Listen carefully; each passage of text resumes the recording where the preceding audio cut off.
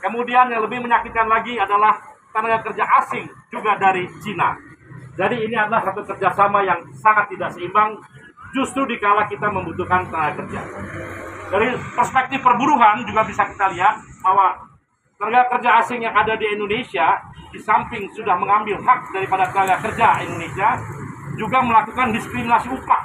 Ini adalah suatu hal yang sangat haram bagi masalah perburuhan, karena orang dengan jenis pekerjaan yang sama ya itu harus diupah dengan yang sama. Karena kita tahu orang Indonesia di perusahaan-perusahaan RRT yang ada di perusahaan Cina yang ada di Sulawesi misalnya mendapatkan gaji jauh di bawah tenaga asing dari Cina. Ini adalah satu pelanggaran yang amat sangat fatal bagi gerakan perburuhan.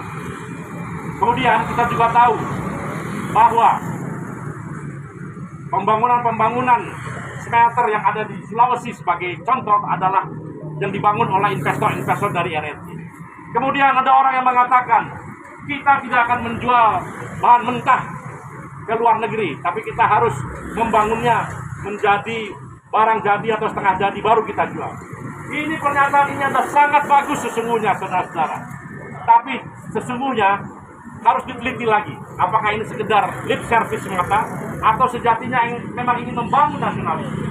Karena nasionalisme yang sebenar-benarnya nasionalisme itu adalah apabila ya, suatu pekerjaan yang ada di tanah air kita, bahan baku dari Indonesia, kemudian diolah oleh orang-orang Indonesia, dan perusahaan-perusahaan juga adalah perusahaan-perusahaan Indonesia atau bahkan BUMN, kemudian dijual dengan harga yang kemudian tinggi di pasar internasional dan keuntungannya diperoleh untuk rakyat Indonesia.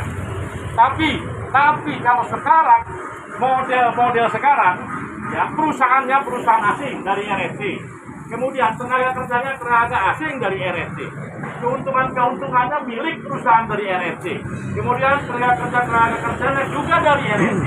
Maka saudara-saudara, ini yang saya sebut dengan nasionalisme sontoloyo, ya. Ini nasionalisme sontoloyo.